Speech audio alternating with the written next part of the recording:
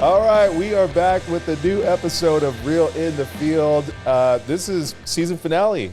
Yeah, this is it. Season 2 recap episode. Season 2. We've reached the end. We're going to put a bow on this season. So yeah, we're going to get into it. But before we do, I do want to give a shout out to a listener, someone who's a contributor to this show, Blake Means, who has created the theme music for this for our podcast. It's a great theme song. I love it from the moment I heard it. It's an all original. I mean, it's all him. So thank you to Blake Means. Thank you for listening, and thank you for that cool theme song. Yeah. So we'll get into.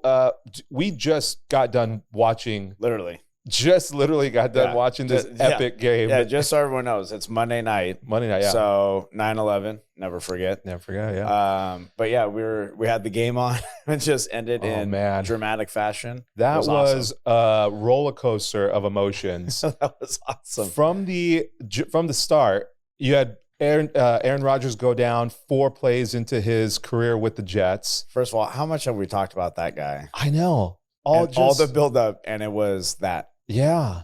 You feel for him, too. I mean, it's such an awful way to – you never want to see someone go out on an injury. I mean, it's one, you never want to see an NFL player, get injured, period. But to go out like that with so much – like, you could just feel like the energy gets sucked from that stadium. Yeah, they don't know what's going on yet. So we're filming this on Monday night, but so by the time this airs, they'll probably know his diagnosis and what's going on. But we know, he's in a boot, right, and ankle injury. I didn't see any twisting or anything, so maybe an Achilles. Well, that was maybe the foot. Someone had said I think one of the pundits was saying that they saw some kind of shudder in the calf, which would make sense that it was an Achilles. And oh man, that injury you don't wish on your worst enemy. It's a horrible injury. But I mean, how long would he be out if it's a torn Achilles? I mean, he'd probably miss. I mean, he'd probably be regular out for, season. Yeah, at least. Yeah.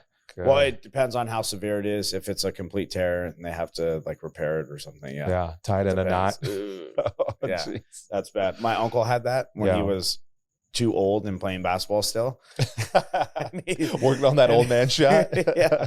And he said he was like running down the corridor or whatever, and it felt like someone shot him in the calf, and it just because it coils up, it just winds up and balls up in your calf, and he just said it was the most painful thing. I can't. Timeline wise, I'm not entirely sure. Yeah, but with modern medicine, modern stuff. But we've seen Peyton Manning come back from like a neck injury. Like at least they're gonna have him. I mean, worst case scenario on the sideline, he'll help Zach Wilson and stuff. like that. Zach Wilson looked a little. I mean, he looked somewhat better than he did, except I mean, he did throw an interception early on in once he got in. He way better than he did years past. Yeah. But he seemed like he kind of he threw a dart like on a third down, like in the third or fourth quarter. I can't remember when it was. And it looked like, oh, okay, if he has that kind of strength and can get into some tight spaces, maybe he'll be all right. But but even just having Aaron there, I think, is going to give the Jets some juice, whether he's playing or not. Yeah, and that defense it is a bummer too. Yeah, the defense looked really, really good tonight. I mean, coming out, so obviously we everybody knows by now, no spoiler, that the Jets won. Yeah, but their defense just looked solid. I mean, to hold Josh Allen and that crew and Stephon Diggs, I don't know what he had. Dude, we literally just like got done watching it, so we don't have stats or anything like in front of us. But I mean, to hold that team to 16 points is a feat in itself. That is a high octane. Josh Allen is like we talked about, is just a stud. I feel like we talked about him doing too much in that, like with his legs. On one play, I mean, he was like trying to hurdle someone on a 3rd and 8, and then he was maybe 3 yards shy of the first down, but still was trying to hurdle. And it's I mean, I understand. Like, I love that that fight in him. That wants to, and he wants to like. he wants to put a steam on his back. Yeah. But also, you kind of at a certain point have to make a business decision, like you. That kicker made the business decision on the punt return for the touchdown. He's got a 2-hand touch. Yeah, I was like, I want no part of that. No, I think, but as he gets older, he'll the running will stop, like with Big Ben, Yeah. Ben Roethlisberger was running all over people, and then eventually he's just like, dude, I'm going to stay in the pocket. Yeah. This is what I do. So, yeah. All right, well, let's move on from that, because in previous episodes, we can start our recap now. Oh, right. So in our previous episodes, we talked about games that we were looking forward to. Yeah. Week 1 games. So Kansas City and Detroit we're looking forward to. Yeah. And then this Monday night game. Yeah. So we recapped that. How about you went with the Chiefs? I went with the Chiefs because it was, the reigning Super Bowl champions. They were without Kelsey, which I guess ultimately ended up being like a big reason why they lost that game, possibly. But but everyone's taking credit away from the Lions by saying, no, you're right. Oh, it's an asterisk because Kelsey didn't play. No, I wouldn't put an asterisk, but yes. You could say that about any game. Yeah. Like so-and-so didn't play. Yeah. Like, it's just part of it. No, you're right. You're right. You're 100% right. That Lions team, dude, they look good. They're fun to watch. They played hard. Jared Goff, this is what we talked about. Give him time and he'll make some throws. Yeah. He'll put the ball where he needs to. And that line played lights out against a really tough Kansas City defense. It was that receiver for the Chiefs. Oh my God. That's you want to put an asterisk next to it. Was it Tommy or I forget his name. Tommy, whatever. If that guy still has a job come Tuesday morning, I guess, I don't know if he still has it, but if he still has a job, that's going to be super surprising. Wow. How many 4 drops? One that led to a pick 6 drops and the pick 6. Wide open. There was nobody around him, and he just completely, dude, brick-handed it and just flew out of his hands. Yeah, it was really bad. But yeah, so. Well, I made the prediction that the Chiefs would win. I think I'm by no means a Lions fan. I think I do have this I'm rooting for Jared Goff. You know what I mean? Ex-Rams quarterback. I feel like I want to see him succeed, and I'm secretly kind of rooting for him. Yeah. And dude, so when I do, you cheered for the guy for years. You can't. That just doesn't go away. It doesn't go. Yeah. It's like your ex-girlfriend that that's now it's successful. You're like, all right, you're happy a little bit for her. But yeah, dude, I was happy for him. I was happy that the Lions, and you know what, especially for the Lions fan base, because they haven't had a lot to root for. Over the past decade. Yeah. But our early Super Bowl picks, I went with Cincinnati. Yeah. Beating them boys. Cowboys looked great. Just God, they rolled the Giants. Just beat the snot out of the Giants. That was. But then Cincinnati looked terrible, and they got smoked by Cleveland. It was weird, rain game and. Yeah, but whatever. Joe Burrow's. He'll be fine. But like we talked about, settle in. Good teams find ways to win in those situations. Yeah. And not to say that Cincinnati isn't a good team, but is Cleveland that good? They got a defensive presence. They can run the rock. And they can run. Yeah. I don't know. I'd give it a little bit of time before the week 1. Yeah, everyone's going to be. Everyone's everyone's Rams. Fired up for week 1. Oh yeah, dude. The Rams. Let's see where you're at week 6. Yeah. Well, there's some things that were that we knew were going to happen, or they are who we thought they were, like the Niners, who completely just rolled over the Steelers. That was an ass kicking. Explosive. Yeah, their defense looked legit. Their offense looked legit. Plays, Purdy is a dude getting off the ball and just going. They looked sharp. Dude, Purdy looked like real good. He looked like he had like, okay, he's got a season under him. He looks like he's comfortable in that pocket. Yeah. And that offensive line gave him plenty of time to throw. I mean, when you have like McCaffrey like running the ball, that just opens up everything. Yeah. Dude, it's going to be a tough week for the Rams next this upcoming Sunday. Okay, the Rams won. Yeah, Rams won. They put up what, like 30? I think 30. They put up like 30. 30 points. Puka, the freshman or the rookie receiver out of BYU looked like this is like he's his like 10th the hottest like fantasy guy now. Oh yeah, I got him on my fantasy team. I did it just as a backup. I should have started him. Yeah, there you go. But dude, he looked good. He looked solid. He put up 100 some yards in his debut.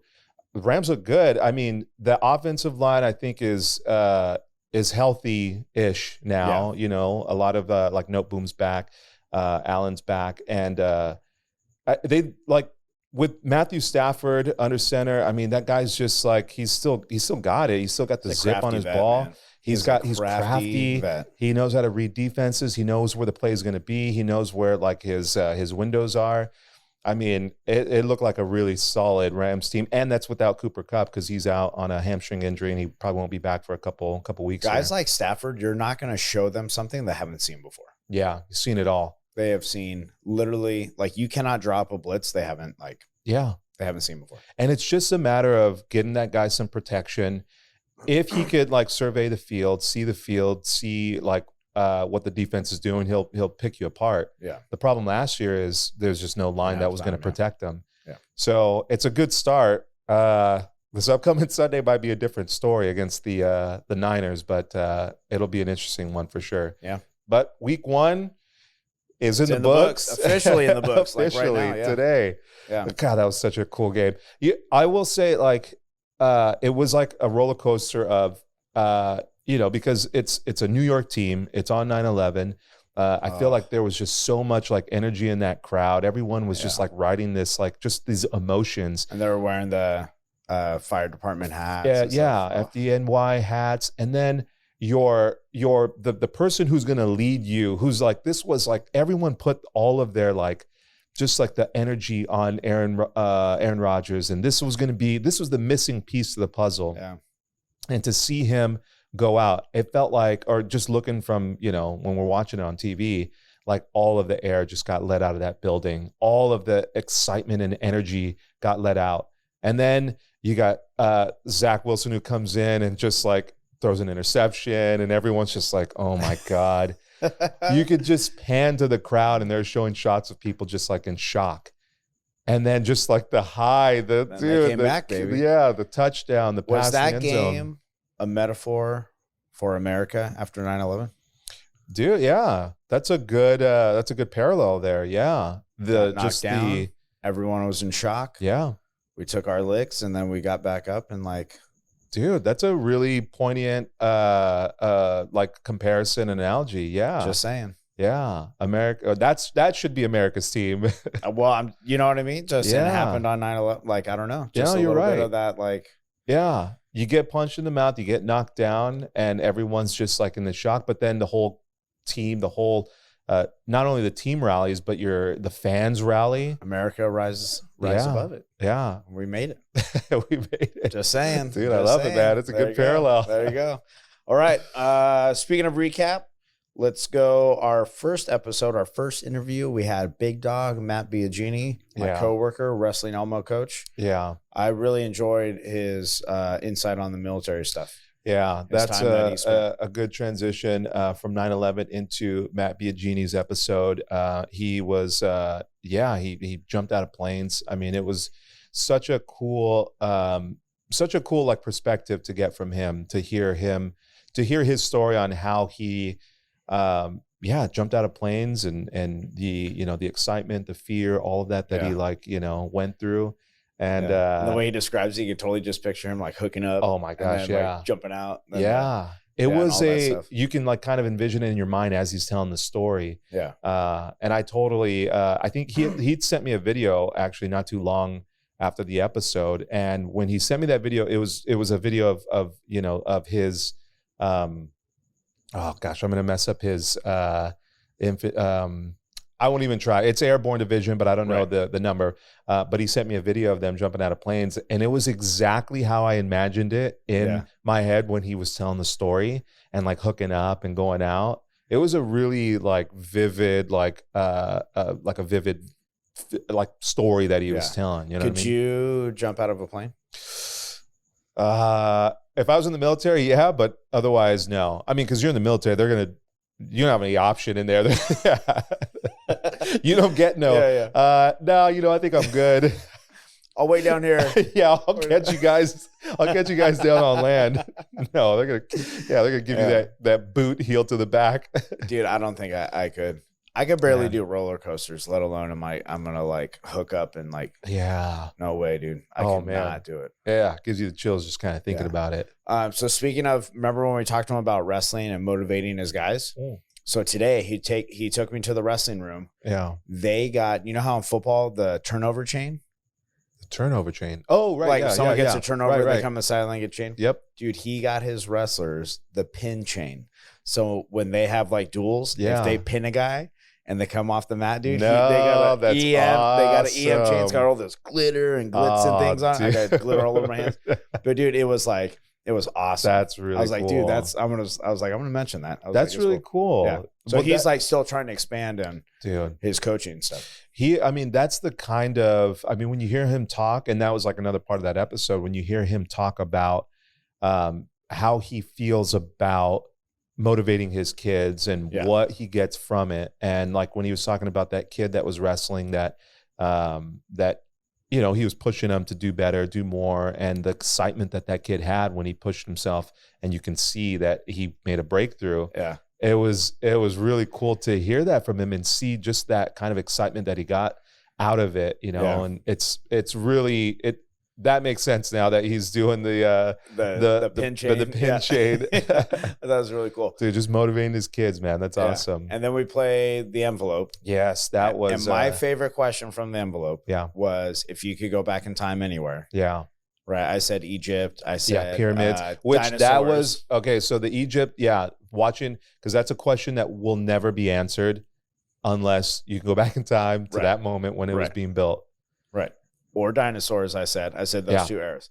And I loved Big Dog's answer. He said, I want to go back to the beginning. Yeah. When it all started. Big Bang, creation, whatever. Like literally when it just like started. Yeah. And I had never thought of that before. Oh, man. I thought that was a great answer. Yeah. No, it was solid. It was a solid answer. It was a solid interview. And it was, I think since then I've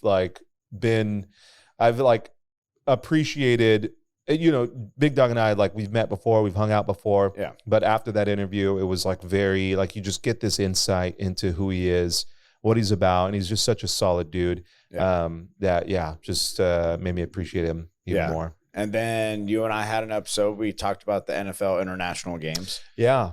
That was so I've gotten like some, just some feedback from the like listeners and like talking to people about that episode, because it's somewhat of like people don't talk about that all that often. Yeah. They don't talk about that business side of it. You just kind of, everybody just you kind of accept what the NFL gives to you. You know what I mean?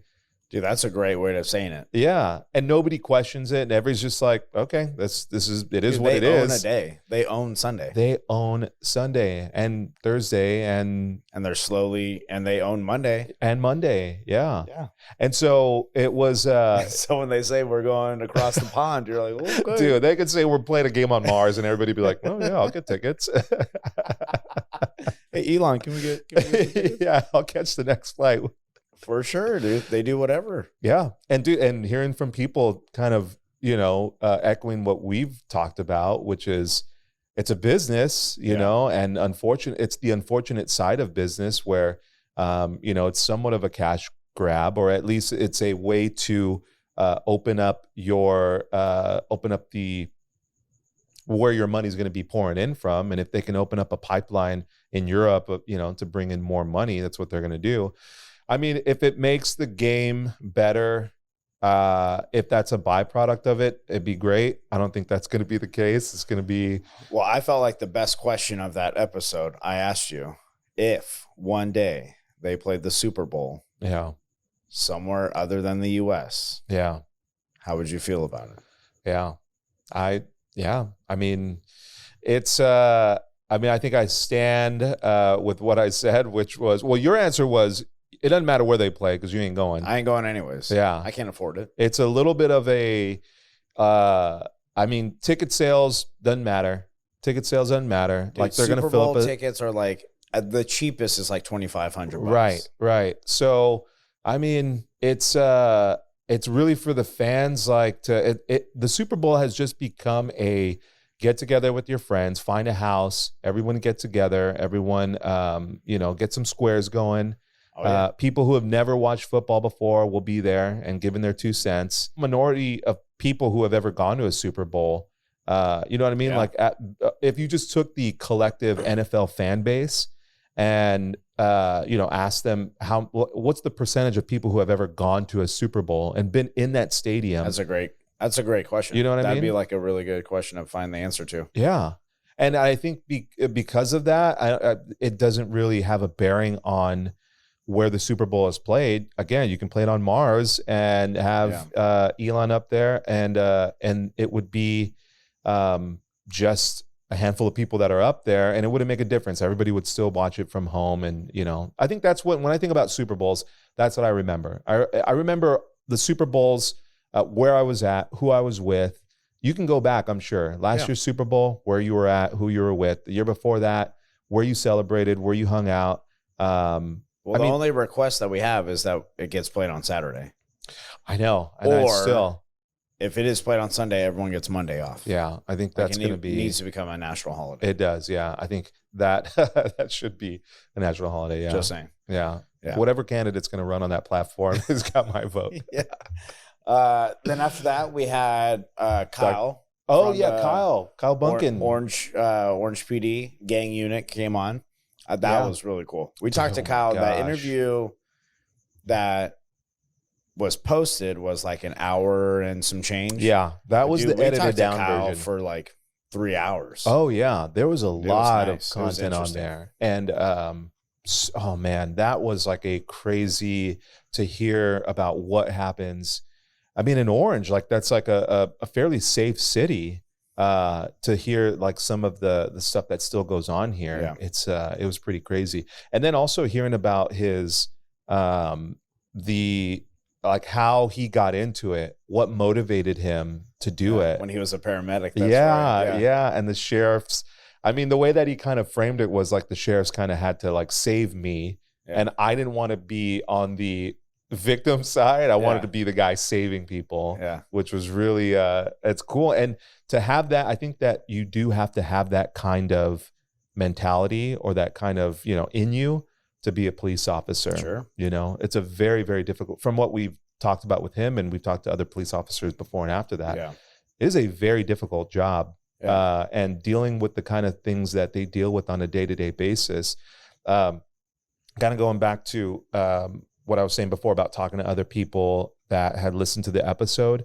A lot of people heard that episode, and the feedback that I got was, I never knew like those kinds of things that happened in like what they dealt with. And it was pretty eye-opening to get that kind of insight and that kind of information, and that like just to get a perspective that they've never heard before. You hear what you hear on the news, or you hear what, you hear the bad stuff about police officers, and you can kind of get this impression about what they do and how they do it.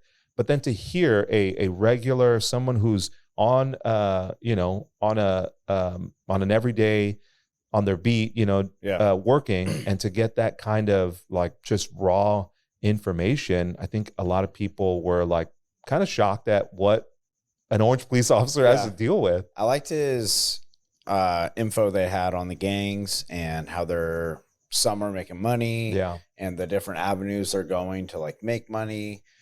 They're not as big as they used to, but they're still like around, but it's not like, and there's like a hierarchy too in their whole thing. And so just the like way it works down, and then that trickle down effect to like the local dudes like around or whatever.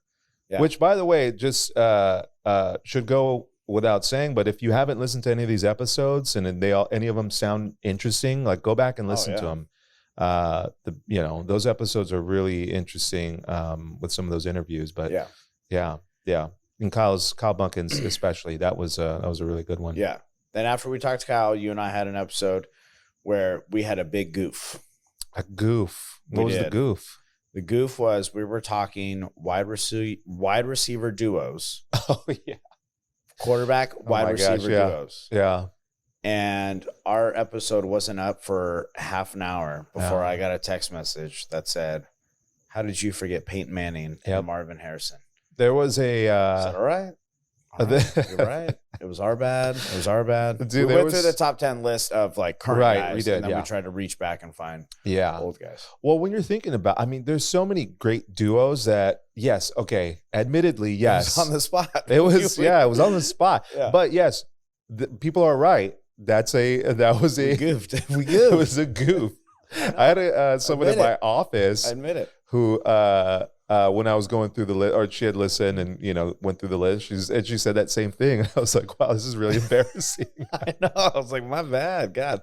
That same episode, we played "Take It or Leave It" with sports movies. Oh God, yeah, Rudy. Yeah, and then you just bashed on Rudy. I stand by it, and I've gotten support. I've gotten support from some of the listeners. Yeah, but where were we? We were somewhere, and someone was like, "I can't believe you guys don't like Rudy." Someone said that to us. Yeah. And we were I think it was your brother. I think it was, Or it was Nick. Yeah, it was Nick Mays. Our call-in. Yeah, the call-in. We'll get to that one later. Yeah, we'll get to him. But yeah, they were like, "How do you guys not like Rudy?" I was like, just overblown. Yeah, it is a Hollywood overblown. Yeah. Yeah, POS. I stand by it. I stand by it. It's a piece of shit. All right. Well, especially when I get pushback from it, that just makes me want to double down on it. I hear you. After that episode, we had the Dr. Tej on. Oh yeah, Doctor. Oh, dude, that was like when we got our our official the official COVID warning from YouTube. That was all, dude. That's when I was like, dude, we've made it. We've made it. Like 100 people have watched our episode, and then YouTube like puts the COVID, the disclaimer. Yeah, get your latest COVID info. Like, dude, that was a badge of honor. Dude, it wasn't misinformation or anything like that. No, this was, well, first of all, this was coming from a doctor who was in the COVID unit, was working in the COVID unit in a hospital. In the height of the COVID pandemic. I mean, like he talked about in that episode, he was like fully immersed into medicine at that point. Yeah. It was hours he was working. Yeah. And how about other doctors who tapped out because they were like, they couldn't take it? Yeah. Yeah. Dude. And it was, hearing him say that his background in sports kind of prepared him for that. Yeah. And he could tell the doctors who didn't have that kind of background, who just kind of folded under the pressure. And that's not that's not a slight on them at all, because I'm sure, God, we don't even know what it's like to work those kinds of hours and to do what they were doing and see what they saw on a day-to-day basis. But the fact that his background in sports and his helped during that situation in one of the most like difficult times in a doctor's career. Nothing would ever prepare a doctor for that kind of like what happened. And he got a crash course. He got that just like fully immersed, that fully immersed just in medicine, and came out of it because of his sports background, which I think that's a lot of like what we try to talk about on the episode, is like just how beneficial it is to be in sports. That's been the common theme and the common denominator in our episodes. With anybody that we've interviewed or things that we've talked about and things that we've referenced, it's always been, sports is it's such an important piece in our lives and in everyone's who has played it. They've taken something from that and applied it to their professional career. Yeah. So if you haven't listened to Dr. Tej's interview, it's really good. Yeah. And the story of how he became a doctor. Yeah. And how he was a personal trainer. And then, man, he just like put all the chips on the table and was like, closed all the doors behind him. He was like, I'm going to do this. Yeah. And he sold out and he went and he did it. He moved to Florida. He moved to, work in the Caribbean islands. Yeah. Like he moved like all over the place and did all this different stuff. It's a great interview to listen to. Yeah. But man, through and through, he is a sports guy. Oh yeah. So during commercial breaks, he was like, hey, like, let's talk football. Let's like do this. And we're like, no, man, we want to hear about the doctor stuff. God, that was so dude, funny. He wanted to talk he wanted to do X's and O's. Like, dude, he wanted to chop it up. Yeah. Well, we did like a trial run of the nicknames, the NFL nicknames. Yeah. Dude, that guy was like hit like all of them. He was just hitting, boom, like every single one of them he was getting. Yeah, so if you haven't like listened to that interview, it's really good. And then we played a game. Oh, wait, before you do that though, how he got started, and where his like kind of where it all started from with his dad. Yeah, that's cool. Let's not spoil it, but that's a good right. Yeah, go back and listen to that. And there's a tie-in with his dad and how that all kind of came to be, and it was really cool. Yeah, and then we played real or fake diseases, and I came up with all these like real diseases. I think that may have been like my favorite segment of the entire season. And the best is like I'm trying to pronounce one of them, and he's like, "Oh yeah, you mean blah blah blah." Yeah, that one's real. But then I came up with like pigeonoma, something. But dude, I got him like twice, I think. Yeah. It was and good. He had good like reasons for believing that they were true. Yeah. Because there were some words in there that kind of would refer to a kid's like psychiatric thing. And he was like, man, like I kind of feel like this one's real but yeah, you got him good on a couple of them. Yeah, that was fun. So if you haven't listened to that one, I would definitely go back and listen. Yeah, that one's really good. All of those, So and watch out for that COVID disclaimer. That's right. Oh God, we're gonna get it on this. Oh, dude, you're right. Yeah, it'll be on here too. And we get two. Yeah. I'm talking about. All right. Let's take a break. All right, we're going to take a quick break. We'll be back after this. This episode is brought to you by Cigar Spots of Orange. Cigar Spots is located in the Circle of Orange. They have all the top brands of cigars and accessories, including my favorite, the Tatuaje Black Label. What are you going with? That's a good cigar. I'm going with the Padron 1964. That's a hard cigar to come by. All you cigar lovers know how hard it is to get that cigar.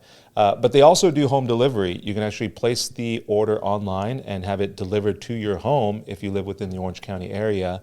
Or you can go and pick it up in store. You can order online, go to the store and pick it up. I did that recently when we were going out to dinner, needed to get a cigar on the way out, picked it up in store, and I was off. When you were online, did you enter a promo code by chance? Oh, yeah. Put in that promo code Tony Joe, got myself 20% off there.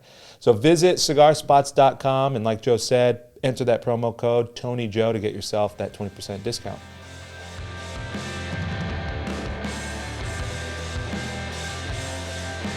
All right, and we are back from break. That was our sponsor, cigarspots.com. Thank you to all our sponsors.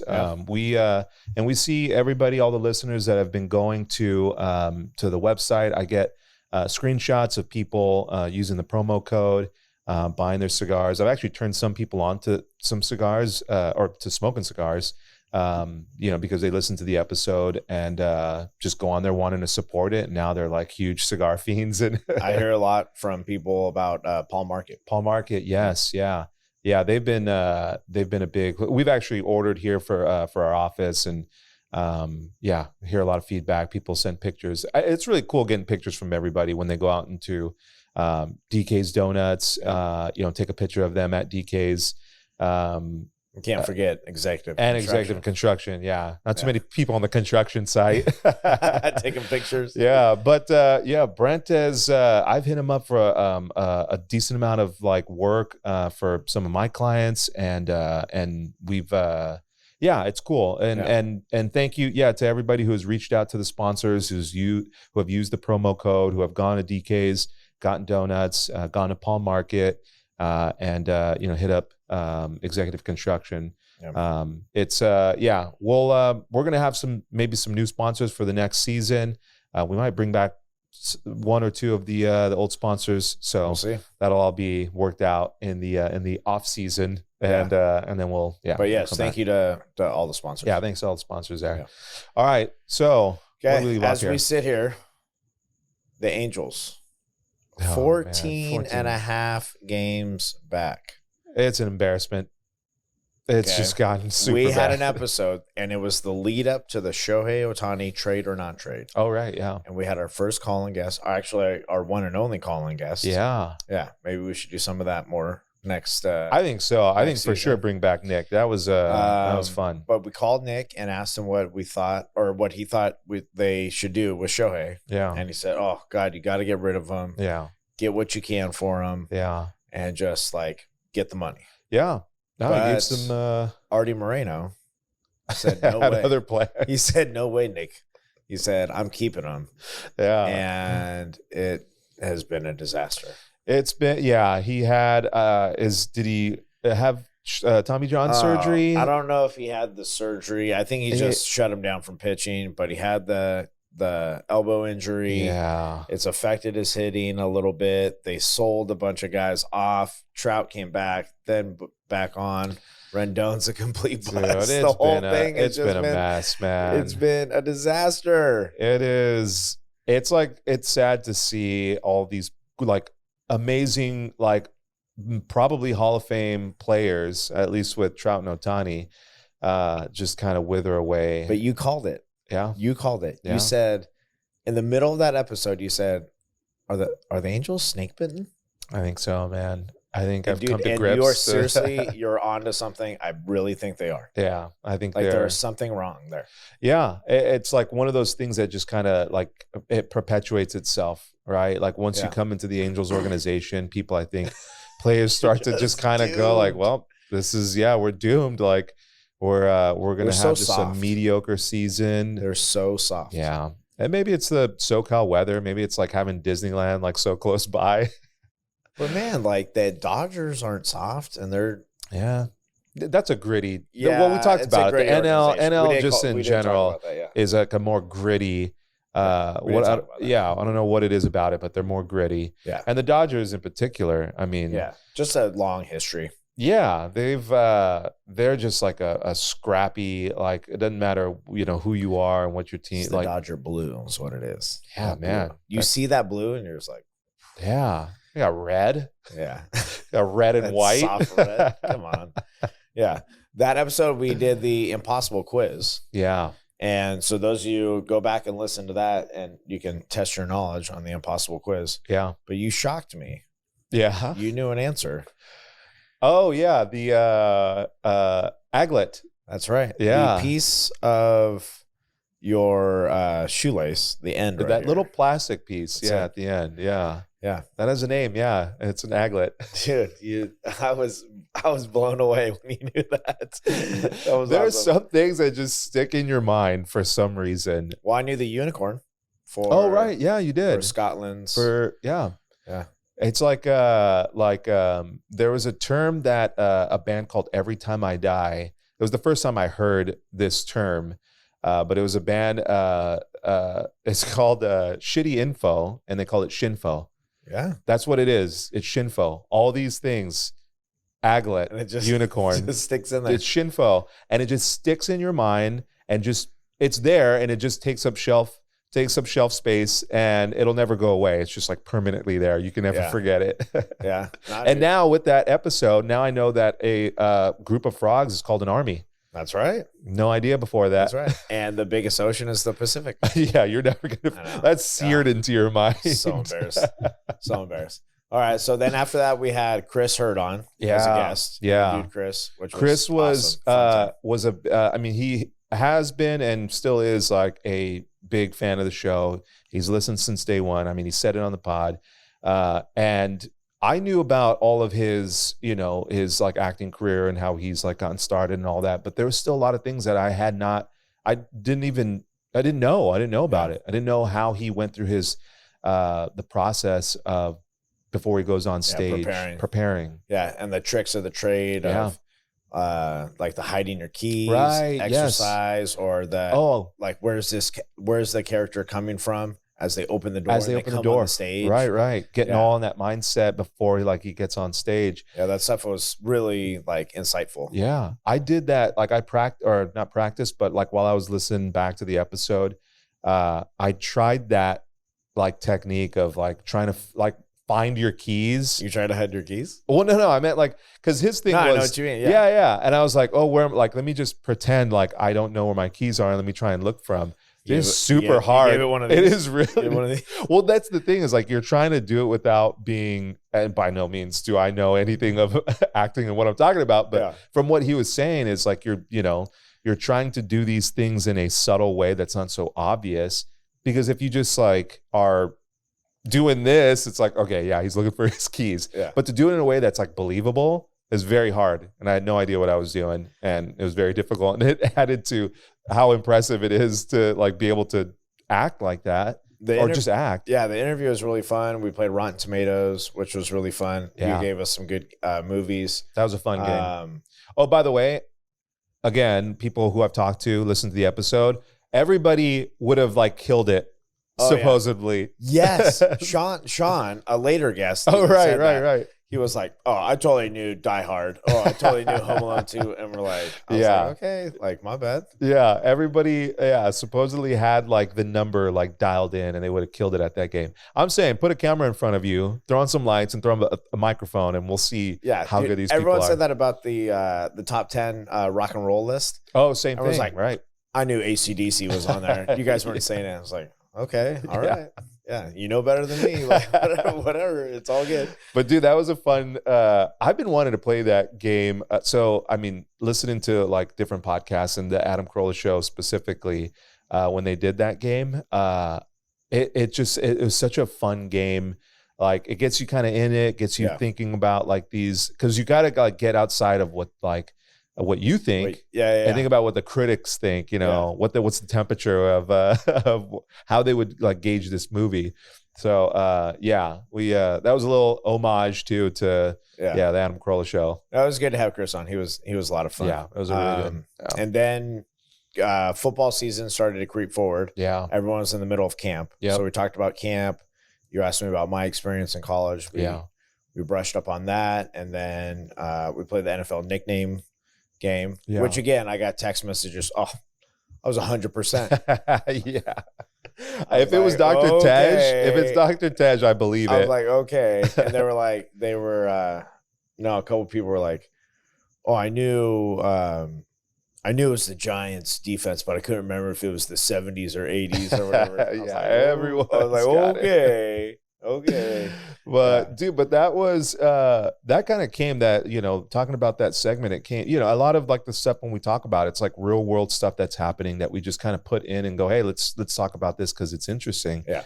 And that segment about camps opening up, we know some people whose like son went off to like play at a D1 school, and that was like a conversation. Yeah, I've had like players. You've had players that go, and have to contact. Are in contact with players who are currently. Yeah. And so it comes from just kind of a little peek behind the curtain, like a lot of stuff that we talk about, real world stuff that we're talking to people about or dealing with. Same thing with like the real estate stuff. A lot of those segments came from, hey, I just got into escrow. This happened. I want to talk about this because it was something that I think, our followers and people listening could benefit from. But that's where that segment came from was, we talked about minicamp starting, and it was just like a casual conversation of, hey, yeah, he's out there. He's at a D1 school and he's doing X, Y, and Z. Like, hey, what was your experience like? And then from there, it's like, let's just talk about this on the podcast because it's good. Like, it's something that people don't know about unless you've either played D1 or Division II or know somebody who's played and know like what that day-to-day life is. Yeah. So it was cool hearing your your story on your day-to-day life. And I've talked to you while you were at NAU and we've hung out, and I didn't know about like what your day was. Yeah. You know what I mean? Yeah. Playing football. Yeah. I would just call you at night and be like, hey, man, what's going on? Oh, good. Yeah. How's your day? Oh, I was really busy. I was like, all right, well, see you later. Yeah. Nah, dude, it's good. It was good. And that episode's really good too. Yeah. And then after that, we had Sean Henry on. Oh, yeah. From Power Surge. Who played at the street fair. They did a good job at the street fair. So good live. So good. I mean, every year, like, I mean, this is, I think, year number 3 or 4 that they did. Maybe it's 4. But every time we've seen them play, they're just so good live. Yeah. And they, and now it makes sense when you hear about like how good musicians they are. Yeah. And how they have like, they just came from like a musical background. Yeah. I like how if you go back and listen to it and Sean's talking about the other band members. Yeah. Like he is almost a fan of them. Yeah. Like, you know what I mean? Like, no, totally. Like, he like really was like, man, they're like really good. But you know what's like kind of speaking on that? That's the same like there's a parallel there between how he is with his bandmates and how he is as a manager for the company that he works for. Because what he kind of was to his bandmates was like a cheerleader for them. Hey, these guys are the superstars. Yeah. These guys are the ones that are, that make this band like so great. I'm up there and I'm singing, yeah, but this is like what's carrying us. And he had that same kind of philosophy or that same kind of attitude to his team that he's on at First American, which is, hey, I'm just here like these guys are the real superstars. I'm here like, as a backup. Yeah, boss, no, don't even think of me as the boss. Like these guys are the superstars. Yeah. And it's like it really shows you, you know what I mean, like who he is as a leader, be it a band or like his team at First American. Yeah. And then his upbringing with his family. Yeah. Sports. And Mrs. Henry, I had her as a teacher. Yeah. We went to school with his sister. I mean, all that stuff was interesting, and why he likes the Cubs. And he sent us a video shortly after that episode of Jack running around in his Matthew Stafford jersey. Yeah. No, but dude, it was a really good interview. It was a lot of fun. And I thought that was like the perfect, like last interview of season 2. Yeah. I thought it was a good little like. Yeah. Yeah. Well, it kind of, it ended the summer. I think the street fair has always been this is the end of summer. We're now starting football season starting, school starting, or it has started.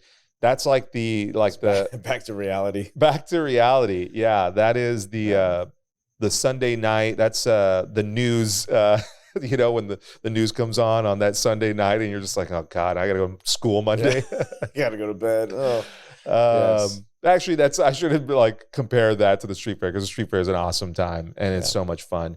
But yeah, it was very fitting to have Sean, who played the street fair, like end that the interview and end the season with interviews, like with the street fair episode.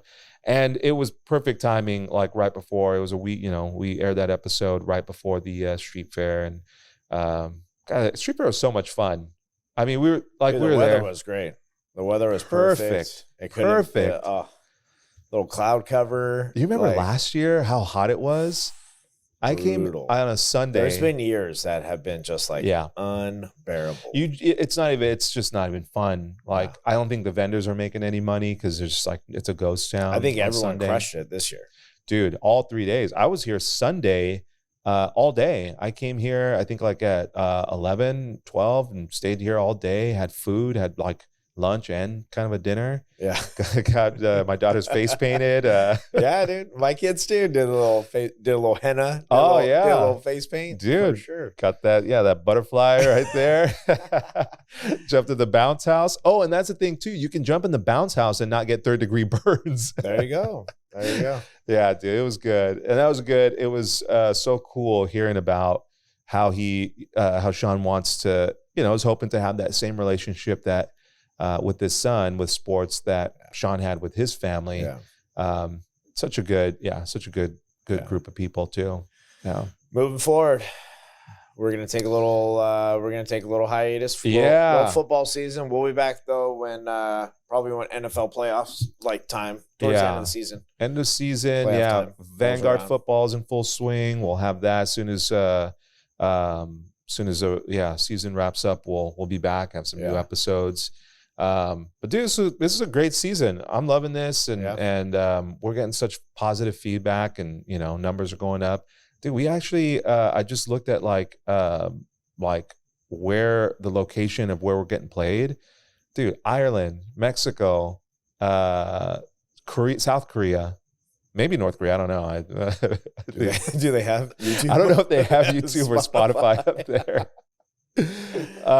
Dude, Ireland, Bangladesh. Dude, it is like 10 different countries that have sweeping the world, played this podcast, and it's not just like 1 or 2 episodes. Like they're like listening to, they're going back and listening to all of them. Have we found the Belgian buddy yet? No, Belgian buddy hasn't reached out, and he's still listening. It's still racking up every time. Yeah. Oh my gosh. Yeah. Well, now we got Belgian buddy, Ireland buddy, Mexico buddy, South Korean buddy, India buddy. All right. Well, we did this at the recap of season 1. Yeah. So we're going to do it one more time. I'm going to spring this question on you. Sure. What did you learn this year or this season? What did I learn? I think I learned that there are a lot of interesting people, and everybody has a story.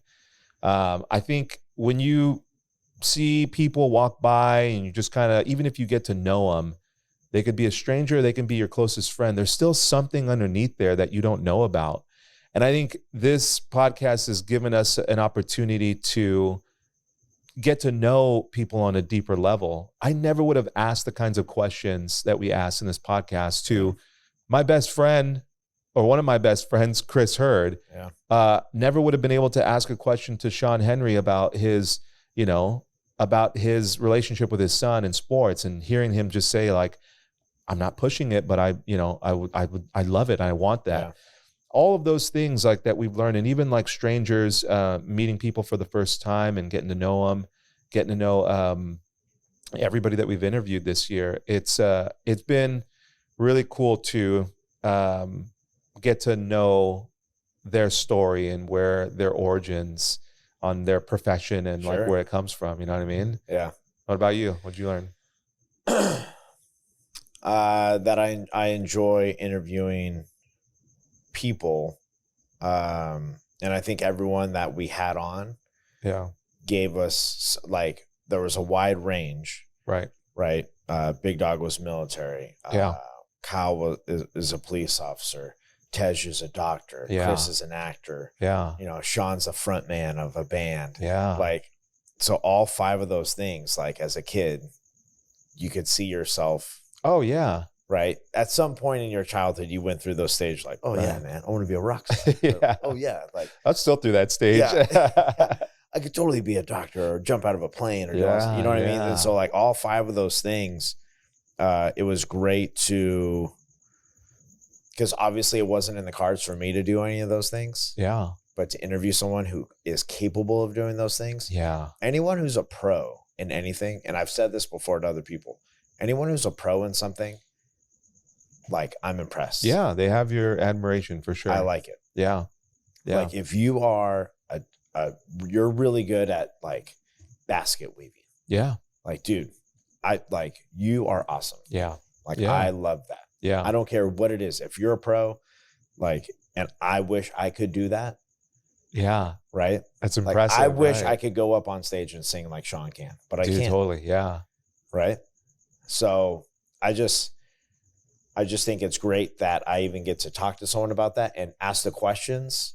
And then it helps me figure out like, all right, I don't have that gene. Right. To like go up there and do it. Or I don't have that gene to jump out the plane. Yeah. But that guy does, and I'm impressed by it. Yeah. And so I just want to talk to him. I think that's cool. Dude, I think that kind of curiosity and that appreciation, it shows. And appreciation is the right word. I think that's what it is. I think it's an appreciation for something I cannot do. I wish I could do. Yeah.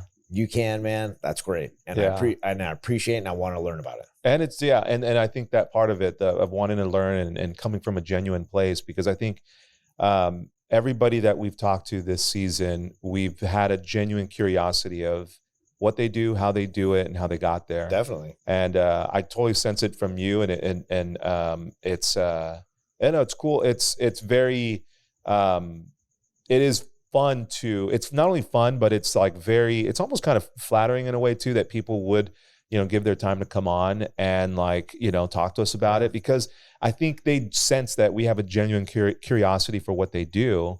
And we're interested in what they do and want to know about what they do. You know what I mean? So I think it comes off. And if anyone is listening from people that we've interviewed, comes from a very genuine place of wanting to know. Dude, everybody been great. Everybody has been great. Yeah.